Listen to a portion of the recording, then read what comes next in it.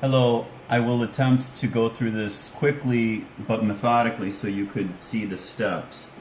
The first thing that I usually do is I turn off the labeling on new objects because it's irritating to have all that.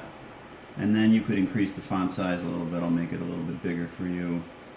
We need to establish a left and a right portion of the beam. This is one of the few times where I think it's good to rename a point. So I'm going to call the left one left and the right one right, using the Cartesian coordinates here. And it doesn't really matter what the lengths are at all. A trick I didn't show you in class, but here it is if you go to object properties on these points, you can fix them so they don't wiggle around. I've accidentally moved my points many times, and it's frustrating.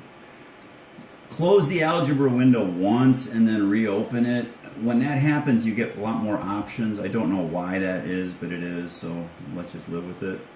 Let's make a beam in here, nice big fat blue beam. So nice and fat between these 2 points. I'm going to turn off the grid and turn off the axes, and then we're ready to go. So I'm going to put a point load, a second point load, and then the distributed load. So let's do the point loads first. Again, it doesn't matter what the forces are. You could always change these, but let's make them big. Something like that, like we did in class. And then the distances of those 2 points. So the first one, let's just say it's 3 or something. It doesn't matter. Distance 2 is 8 or whatever. It doesn't matter. Now what I'm going to do, watch the mouse here, I'm going to put a circle on the left side and draw a circle such that it captures the first distance. And then a second circle from that left end. I had students drawing the second circle from the first point of load, which doesn't make sense. You could do that, but that's not the way I defined it. Go through circle the second one. Don't go through the first one because the first one is variable like that. So you want the second one. And obviously the radius is what I just said, distance 1. A point that is important is that the form diagram is full scale.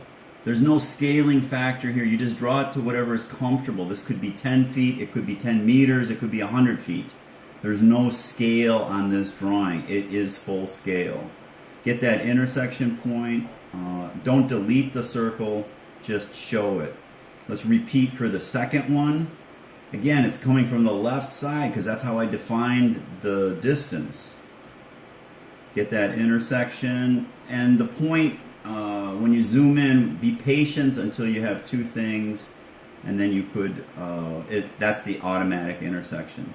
The next step was confusing to some students. What I'm going to do is draw a circle around here, not here, but here, because that's the first force, and then a circle around the second force.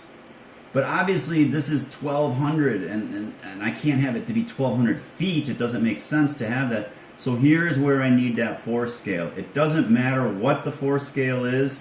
If you want it to be, this big, you could estimate, but I'll just put a slider in there. So I'm going to put a slider in here, call it force scale. You don't have to use a slider. It doesn't matter what you put in here. And then I will put the first circle in representing the first force. So here it is, you touch this. So obviously, what is the radius? The radius has to be force 1 over that force scale. And clearly when I change the force scale, I could change the size of the circle, which is the point. I need 12 o'clock on the circle, so I'm going to go perpendicular lines and get 12 o'clock. Oops, I missed it. You see how I missed that?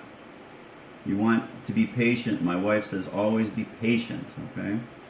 And then a big red vector here because forces are red in nature. They are red.